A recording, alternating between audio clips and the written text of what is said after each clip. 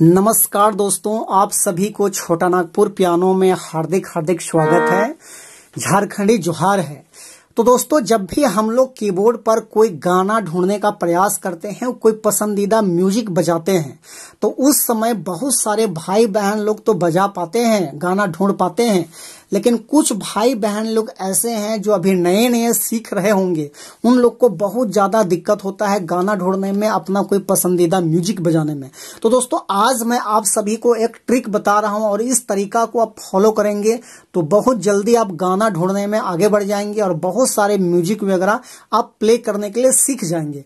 तो दोस्तों, जिस गाना को आप बजाते हैं तो आप नॉर्मल ही उसको सुन करके और ऐसे कीबोर्ड पर बजाना शुरू करेंगे, तो ऐसे में कभी भी आप नहीं बजा पाएंगे, कभी भी गाना निकालने में सफल नहीं हो पाएंगे।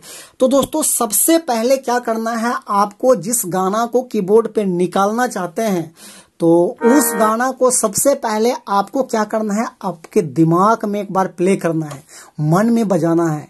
मन में जब तक नहीं बजाएंगे तो कीबोर्ड पर उसको आप कैसे प्ले करेंगे।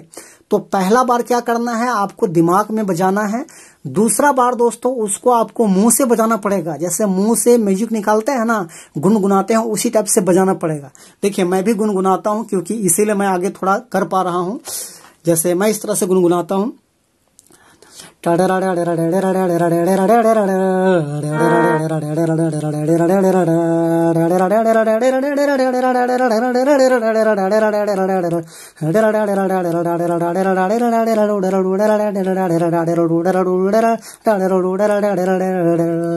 तो इस टाइप से दोस्तों आप सभी लोग को भी गुनगुनाना है। आप नहीं गुनगुनाएंगे तो फिर आपका आवाज जो है वो पूरी तरह से नहीं खुलेगा और पियानो पे आप उसको नहीं गौर कर पाएंगे।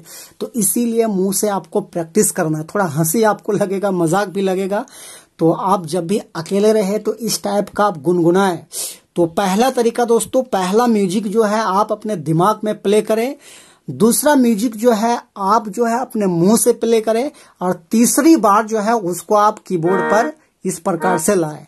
तो ये दोस्तों 3 तरीका है, 3 स्टेप है। आप अच्छे से फॉलो करेंगे तो जल्दी ही आप दोस्तों प्ले करने के लिए सीख जाएंगे, क्योंकि आवाज का जो पकड़ है वो आप जान पाएंगे। और मुंह से जब बोलते हैं तो बहुत सारे म्यूजिक का जो क्वालिटी है वो बाहर आता है और उसको हमारा कान सुनता है, कैच करता है और उसी को जो है हैंड जो है कीबोर्ड पर प्ले करता है।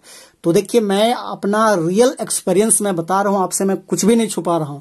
तो इसीलिए दोस्तों, जब लोग सारे गामा पाधा निसा सीखता है तो इसीलिए लोगों को बहुत सारे सरगम का, बहुत सारे अलंकार, बहुत सारे थॉट का और राग को जो है मुंह से बोल बोल के, गा गा के और पियानो या हारमोनियम का बटन में उसको प्ले कराया जाता है, ताकि लोग जो है पूरी ओरिजिनलिटी तरीके से जो है सीख पाए।